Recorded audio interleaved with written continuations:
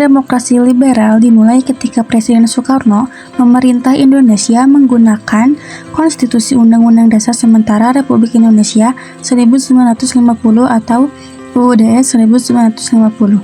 Periode ini dikatakan juga berlangsung sejak pembubaran Republik Indonesia Serikat pada 17 Agustus 1950 hingga keluarnya Dekret Presiden 9 Juli 1959. UUD 1950 sendiri digunakan sebagai konstitusi berdasarkan UU Nomor 7 Tahun 1950 tentang perubahan Konstitusi Sementara Republik Indonesia Serikat menjadi Undang-Undang Dasar Sementara Republik Indonesia. UUD 1950 ini bersifat sementara sambil menunggu terpilihnya konstituante yang merupakan hasil pemilihan umum yang akan menyusun konstitusi baru.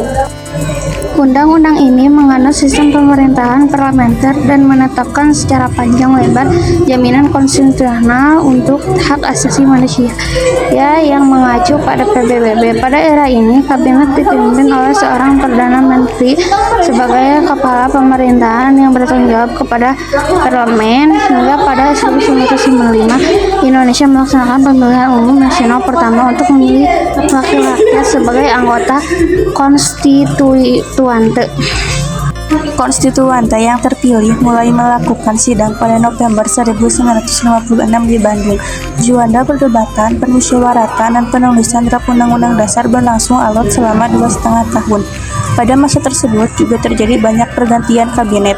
Total ada 7 kabinet yang berlangsung selama era demokrasi parlementer tersebut.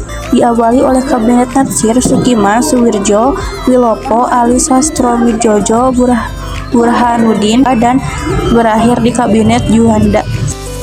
Konstituante akhirnya gagal membentuk konstitusi baru sehingga Presiden Soekarno menyampaikan konsep demokrasi terpimpin yang berisi ide untuk kembali pada UUD 1945.